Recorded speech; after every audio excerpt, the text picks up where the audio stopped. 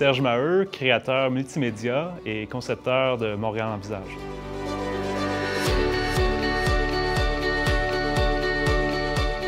On vit dans cette époque-là où tout le monde veut se prendre en photo, tout le monde veut avoir leurs 30 secondes de gloire. Donc, c'est un peu sur cette optique-là que l'idée est développée, c'est permettre aux gens de se voir vraiment en temps réel, comme ça, devant le public. Un des producteurs, il est venu avec l'idée qu'il voulait avoir un visage sur le mur. On a décidé de faire une structure gonflable parce que l'aspect relief 3D, c'est ça qui était important, qu'on le voit de loin, qu'il y ait vraiment un impact.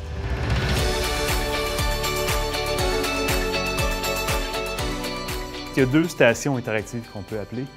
La première, c'est un photomaton qu'on a transformé en vidéomaton. Les gens viennent dedans, ils s'assoient comme un photomaton normal, regardent devant. Et il y a une caméra à l'intérieur qui permet de capter leur visage en temps réel, qui fait du tracking pour vraiment détecter leur visage et retransmettre le visage devant.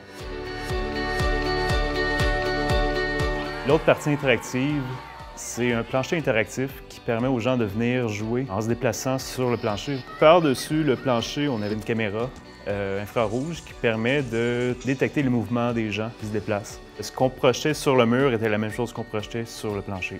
Donc c'est comme si les gens jouaient sur le mur directement. Donc les deux niveaux d'interaction interagissent un et l'autre ensemble pour créer un tout, une œuvre vraiment complète. Quand il y a quelqu'un dans le vidéomaton, il y a l'interaction directe avec le scénario en cours. Par exemple, un des scénarios, c'était des fleurs qui apparaissaient sur la tête de la personne qui était dans le vidéomaton. Et au même moment, les enfants ou n'importe qui pouvaient aller jouer sur le plancher pour faire apparaître des abeilles qui sortaient des fenêtres. Un arrosoir qui faisait couler de l'eau sur la tête pour faire apparaître des fleurs, faire apparaître des mains qui se promenaient.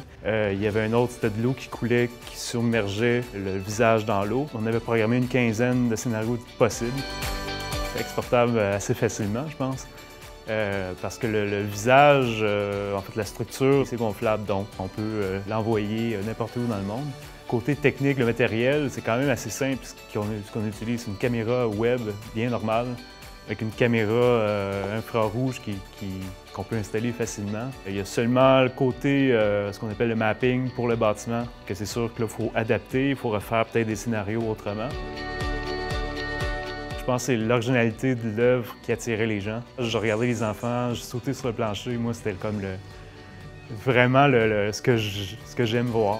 C'est voir les gens s'amuser, voir les sourires dans les faces des gens, que les gens s'amusent. C'est une récompense pour moi de voir ça.